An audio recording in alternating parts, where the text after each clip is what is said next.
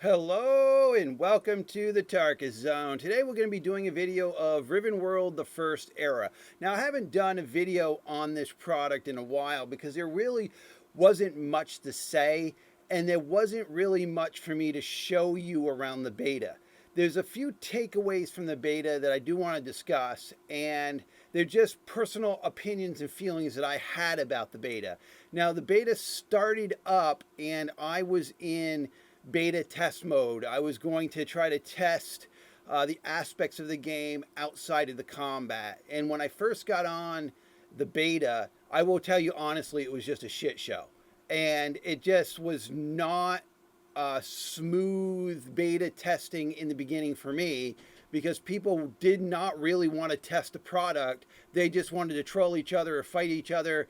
And what they were actually doing in the game was not testing any of. Oh, I guess if you just want to troll people's deaths, if it, obviously they learned something from that. The developer did, because it wasn't long after that the trolling of people's spawn points was an issue.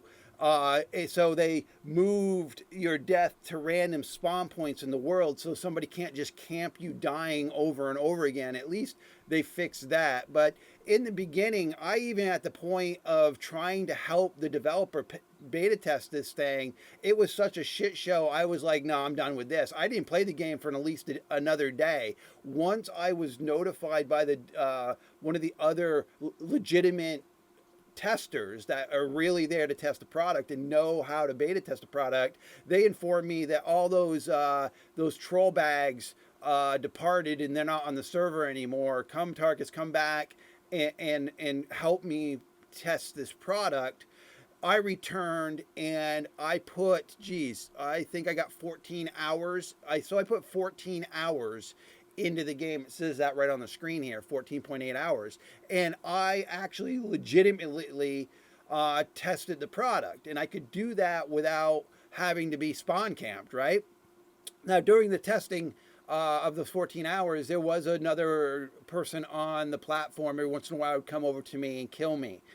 Which became a little problematic because they were just bad timing, because I was in the middle of actually bundling up a thought of what I was doing that wasn't working correctly, and then all of a sudden I'm dead and then it randomly spawned me across the map. It took me 20 minutes literally to run from that death point back to what I was doing so I explained that to the developer. The developer was nice enough to say, Tarkus, I'll put a server up just for you and you can test it. But the problem with that is I would only be testing small portions of the game and I wouldn't be testing what the game is supposed to be.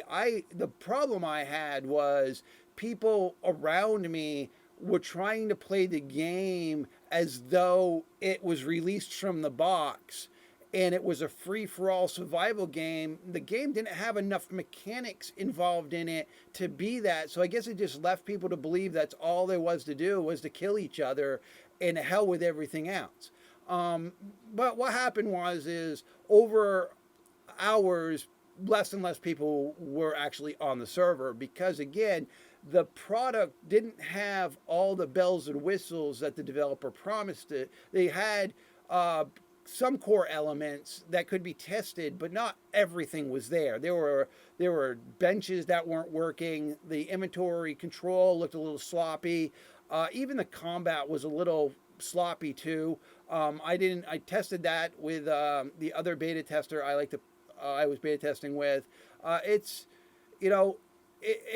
The beta test allowed us to tell the developer team that these are things that we would probably change or recommend just looking at to simplify. And what happened is once we got done maybe the 14 hours, the developer came back and said, look, we heard you. We saw for ourselves how the game worked on all aspects, because they're looking at the combat, they were looking at the building, they were looking at the crafting, they were looking at the node placements, they were looking at how you gathered things in the world, and they kind of pulled it together and say, look, we're going to need to overhaul this from top to bottom. And I kind of I agreed with that, because I've tested a lot of video games, and I've tested a lot of video games from AAA publishers. So I know when I see something that's superior, and I know when I see something that needs a lot of work. And that's not saying that the RivenWorld developers are slacking or they're clueless to what they're doing. What I'm saying is they got the message that it needed a lot of work, and then they spent a week trying to fix it, trying to incorporate the messaging they got around the beta testers on how to change their product. And what happened was the server just stopped. They stopped taking it down and bringing it up. They just said, well, we got to start over again. And then what happened is they told the community, well, we're going to be back up on Wednesday. And Wednesday came and went, and they hadn't fixed all the bugs. Then they were like, oh, we're going to bring it back up on Friday. And Friday came and went, and they were like, we're going to fix all the bugs. And then they were like, no, we're definitely going to bring it back up on Saturday. And Saturday came and went. And finally, we got the last message for them, which I'm going to read to you. It's just that the thing is I think this is their first, the developer's first take on building a video game. And they might not have the experience or the know-how to say, I found this issue, I've got to correct this issue, and this issue takes 3 days to resolve. It's like the guy Scotty from Star Trek, Captain, give me 3 hours to fix the warp drive. Captain, give me a day to fix the warp drive.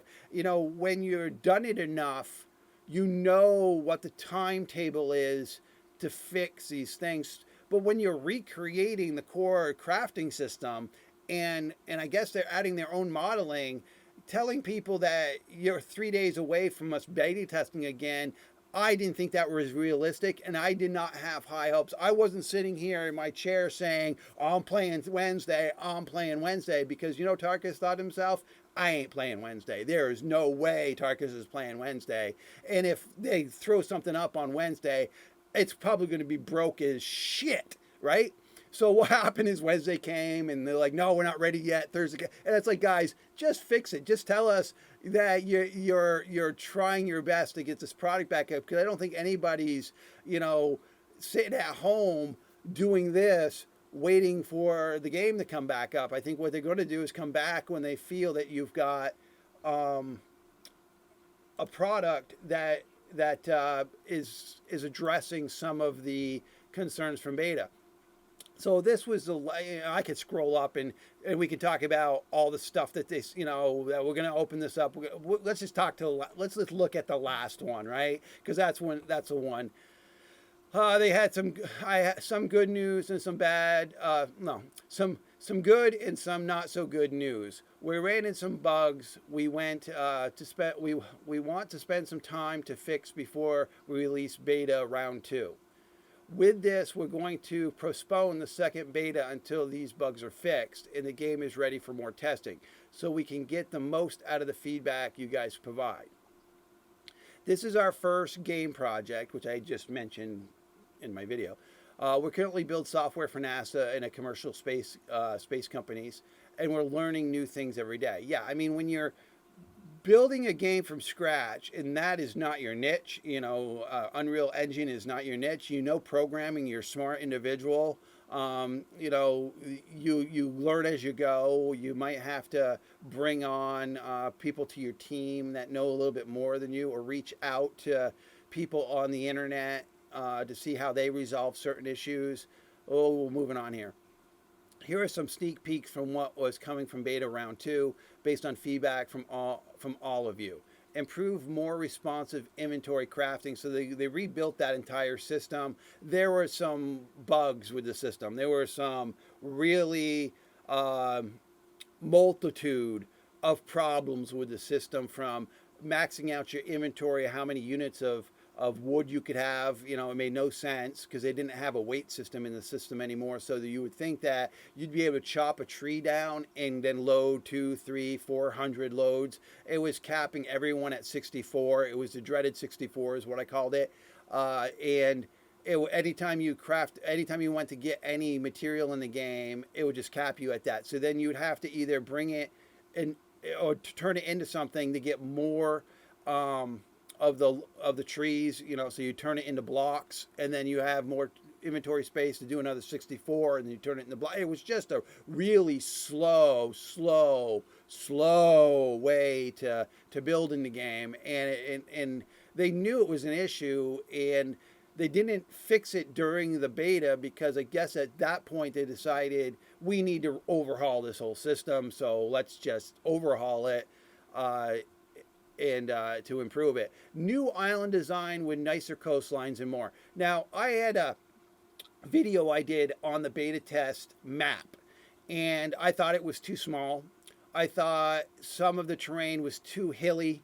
Some of the most of the terrain didn't have a lot of flat area, and the fact being is a lot of the water hazards, I would call them like in a golf course, water hazards would trap you in them because you couldn't get out because their edging was too steep. So there was a lake that you dropped into, or this huge lake you could drop into in the game, but there was no way to get out. There was literally no way to get out because they made the sheer wall that you couldn't double jump. It's kind of a mess, and the river was that way, and it's like when you're designing this thing, guys, you got to take an account that people need to get out of the terrain. I mean, unless you're just making it like a hazard, like a golf course, and if you fall in the water, it's just a matter until you drowned. I mean, that's there are some games that I've played that they sinisterly made little places like that on the map, but not all their lakes were death traps. I mean, you could get in the lake, swim around, you could build on the lake, but in this game, in the beta of this game, the terrain was just so cliffy, and the water was here. You just couldn't get out. I mean, you'd have to do the edge for a while until you found the one spot that could let you out. So they're addressing that. New resource node spawning system. I did not like how they did this, the resource nodes in the beta. Hated it. I mean, I understand random nodes that the world generates, but it just seemed overdone, overcompensated, over scattered. And some of the scatteredness didn't make any sense. The boulder design was too big, and it was the same design, so it wasn't like one. It was like if a rock boulder spawned, they were all the same size, so there was no difference in size of them, and they looked like giant zits coming out of the ground. If you would look at it, it was just there were too much of them. They were scattered everywhere. There was no rhyme or reason. It was like I guess it was like a box of Legos. When you just dump a box of Legos on the ground and they scatter everywhere, and then you're picking one Lego up at a time to build your project, and it just was, the scattering was not conformative to an actual feeling of a true environment. Because most of those nodes, the stone nodes, should be like tucked away on the side of a mountain, or just coming out of the landscape every once in a while, maybe on the coastline. But these things were scattered everywhere. The trees were okay. I didn't have that much problems with the trees. The problem with the trees is they never respawned. So we were, my friend, the doc, I was testing this, and I basically clear-cutted an entire portion of the land, thinking that it would regrow, and when I get back on, it was going to be cuttable again. I would be able to get more wood. Well, that was never the case. They never came back. The roots were still there. I didn't dig the roots up, so you would think that they would come up. So they needed to fix that too, or maybe they had too long of a duration from when they start growing again. I don't know. I just know that after 40 hours of play, those trees that I had cut down on day one had never regrown. And the game mechanic was supposed to be if I left the roots in the ground, it would grow again, and they never did. But they're fixing that. A nice the resource node spawning system, manually place that shit where the ambience makes sense, and then have it respawn after somebody utilizes it. Respawn on a timer. New castle design, more in-depth areas for roleplay. I don't know what they're going to be doing with that. I never really went up to the castle all that often. The doc did. He went up there to take the crown at one point when everybody was off, and he did it. There are, that's part of the game that I really could care less about. I mean, people tested that. Obviously, people tested that because they were up there killing each other for hours, I guess, and that worked for them. The proximity voice is something that they need to get in the game. I thought that was going to be in the game on day one, so I could tell people, please stop that shit. I'm trying to, so I could say to somebody in real time, dude, don't troll me. I'm here to actually legitimately test this product, to give legitimate feedback to the developer. And the proximity voice was not working. It was frustrating as hell. And even if I tried to type in the chat that I was there to actually test, please just leave me alone, they killed me so quickly that I couldn't get it out in time. So I'd be dead, respawn, and then I'd start trying to type again to explain to them that I'm really there not to play the troll game with them. I'm trying to legitimately test this product, and they would just kill me before I could hit the enter button to get the message out. They just didn't care. It was really a troll fest there in the first few hours of the game, which made serious beta testing not possible. It just didn't. It just wasn't. It just wasn't possible the first few hours. And okay. So they got to get the proximity voice out so people can say, look, stop that shit, please. I'm trying to actually seriously test this game.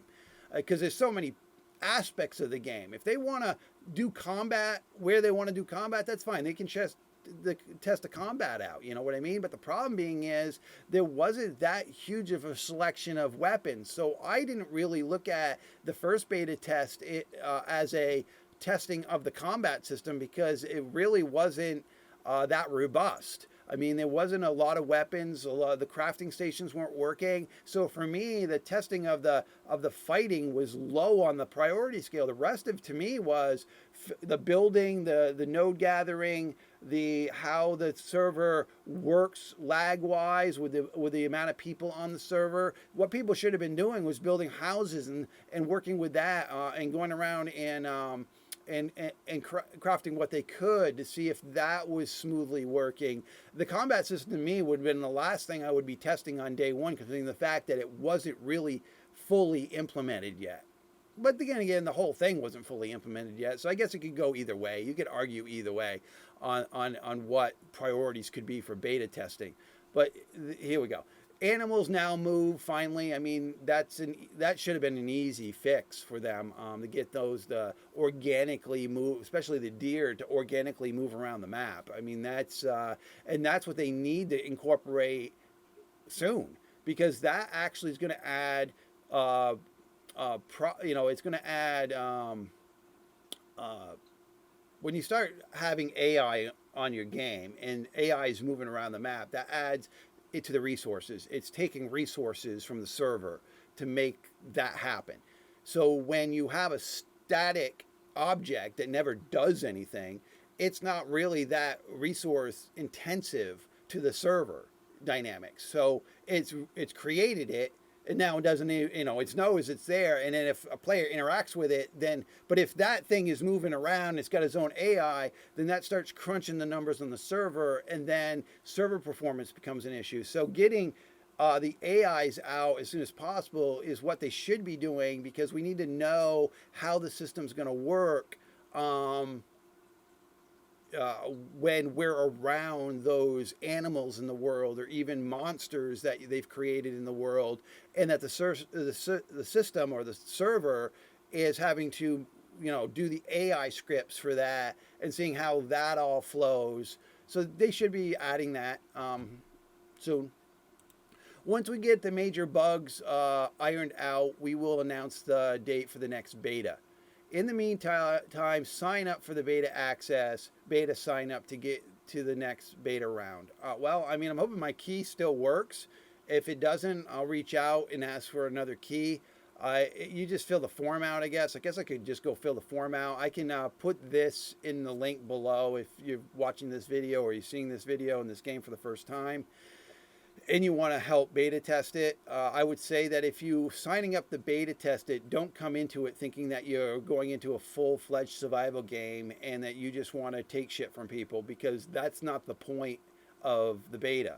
I mean, what's the point of that? I mean, I can understand doing that if you're working with a group and you're working and you're systematically doing things and working with each other to do the blocks, not the dodges, but the attacks, and actually putting together some actual thought process into how that works, and being able to tell that experience to the developer so that they can make the game better, then please join the beta. That's great. But just to sit there and kill people over and over again and just laugh your ass off in chat, that's not helpful to any of the process. It really isn't. And I know that that night when that was happening, there was another person that joined the game that follows my channel, and he sent me a private message. He goes, "That was a shit show. I'm never going back to that game." So there's one player you've lost forever, and he's probably, in the sense of bad marketing, it only takes one guy to be upset about your product, and he'll go and tell 10 or 15 other people how upset they were, and that's the reality of bad experiences. And when somebody has a good time, they might only tell 2 people that they had a great time. So it's really, in marketing, bad experiences reach out like the plague. Because most people who have bad experiences, they'll go out of their way to tell people their bad experience. And this gentleman did. He came and said, "Tarkus, I don't even know why you have this featured on your page. This is not the type of game you usually promote, because this was a shit show." And I'm like, well, I mean, they're trying to do the best they can. This is their first product. And, I understood it was frustrating. I understood that. And I agreed with him. I'm like, if it continued to be what it was the first few hours of opening beta, then I probably would have never gone back to it. But I was assured after that nonsense ended that, Tarkus, we've created spawn points so people can't camp you. We're now into the actual beta testing. So come back and kind of help us with that. And that's why I put as many hours as I did in, because I was able to actually come in and freely try the systems methodically and see how they worked with each other. We're also going to be picking up our dev stream again. I imagine Wednesday at 9 p.m. my time is when they're going to do the streams again. And we'll let you know when the next one is scheduled. My guess would be Wednesday, 9 o'clock. Maybe they'll change the day to another day, maybe Friday, maybe Saturday. I'm not really sure. I always tell developers or people that are in the marketing game, because I do marketing on the side, that Friday nights is not the night to do anything that you want people to show up. I always tell people Friday night's drinking night, Friday night's cool down night from your week of the job. Friday nights are usually devoted to family time. Friday nights, and that's why when news, when like weird news comes out, and like the White House is trying to give an update on something, they'll throw it in on the late Friday night news feed. And they know no one's watching it because everybody's doing their own thing on Friday night. And so it used to be true back in the 90s and 2000s that if they wanted to dump a story or get a story out, but didn't want much traction to have, they would dump it on a Friday night. And it was true. People just didn't pay attention on Fridays. So I wouldn't recommend doing Friday nights, but that's, I'm going off on a little story there. We're moving around the clock to make RivenWorld the best game we can make for the community, and look forward to all of the feedback during the next beta round and when we release into early access. So that's really the update in its nutshell. I've added a little bit of my opinion during this discussion, and I've played 14 hours of it. And I would play more of it when they do the update to help them with the beta testing and and what they're trying to. Well, I think I understand what they're trying to accomplish. I've watched all their streams. I have a list of things that I know that they've said they want to implement into this game, and so I want to try to help them reach that vision. But in the end, it's all going to come down to how people feel in the world, how smooth the mechanics are, and that's just the way it is. I mean, even this little picture that they got going on here, this little bitmap, the guy's attacking that guy from behind, so the guy's just standing there being raped by that guy from behind. I mean, I'm not really sure what else took place here. other than the guys facing this way and the other guys just attacking them from behind. You go, take a little bit of that, bro, take a little bit of that. So it's almost comical, but I mean, that was what was going on in the first few hours of the beta is people were just trying to, I think this guy's trying to build. I mean, he might be trying to build a wall for the entrance of the castle. I don't know. He's got a block in his hand, and the other guy's just beating the crap out of him from behind. Yeah, he must have been trying to build this wall here. And during the beta, that was one of the problems with the beta. They didn't have the mechanic on where you could destroy the blocks. So once this guy did what he did, you couldn't get in the castle because you couldn't destroy the blocks because they didn't have that on. You couldn't destroy the claims. So the troop, that's why I get into it. It's like the whole point of the beta could not have been testing the combat system. That should have been, you know, to me, because they didn't even have the combat system fully implemented where you could actually destroy the blocks when people put the blocks in the way. So the guy became king. He blocked off the front. The mechanic of not being able to destroy the blocks wasn't in the game. So what the doc did was he built a stairway on the outer side and fell into the building. And then the other thing is the guy who built this wall couldn't get back into his building because he couldn't destroy the walls because he had made a stairway to jump over, but then he couldn't get back in himself because he couldn't destroy the walls. There wasn't a mechanism for it. So they needed to fix this. This is the doc's house. My house would have been over here in the picture, but my house disappeared, like went on vacation. I mean, I built this awesome deco house. It was like something you'd see in California up on the top of a hill, a multi-million-dollar structure. And I that 14 hours I played, I did detailed placement of these blocks, and then it just disappeared. I was actually on the server when it disappeared. I was like, why'd the building disappear? So I logged off, logged back in, and it never came back. Then what I did is I went to the coastline and started building a Klingon warship, kind of overlooking the ocean. And I had the whole ship, the base of the ship made. So I had the basic structure, and I was just about to enclose it to make it look like a nice warship like you see in Star Trek. And that disappeared. And that never came back. And it was part of their rendering of the blocks, I guess. And I never was able to have access to those two buildings again. But during the 14 hours I played, that's what I was doing mainly was doing the building, doing the crafting, doing block placement. Here they're saying new feature fixes in closed beta. Improved map with fewer cliffs and more beaches. Improved King's Castle with a better environment for roleplay. Improved inventory crafting system, which is more responsive to and a cleaner use. New resource node spawning system. Way too many rocks. Way too many rocks, dude. A crackhead would have said it was way too many rocks. I mean, it was way too many rocks. Proximity voice chat, animal AI, over 100 bug fixes. Well, yeah, when you wipe out the entire crafting system and start over, you probably fix more than 100 bugs because the crafting system alone was probably giving you 1,000 bugs. And we're gonna overhaul that and get that fixed. We all, with all the great feedback we receive, we will be planning a second closed beta. Make sure to sign up below, and we'll post an update here on Steam.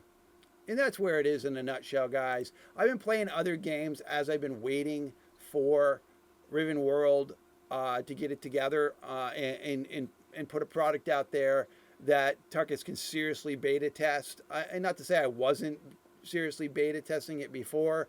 It just it didn't take Tarkus long, within 2 or 3 hours of not being trolled, to understand that they had a few flaws, a few things going on in the game. Their interfaces were kind of squirrely. When you crafted something, all the craft windows would render at once. Then if you were, let's say I was crafting 10 blocks, and the 10 blocks were starting to craft up here, and I got to 2 blocks, and I dragged that into my hotbar, the remaining 8 blocks would disappear in nothingness. They wouldn't, because you have to drag the item to your hotbar to be able to use it, or to get it in your hand. But if you pre-dragged it into the hotbar before all 10 blocks were made, the crafting system would say you made 10, but only 2 existed at the point in which you made the drag.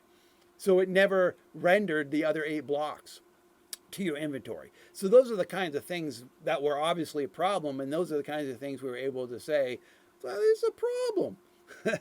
Well, I hope this video finds you well. Hope to see you in this game in the future, and thank you for joining me. This has been the Target Zone.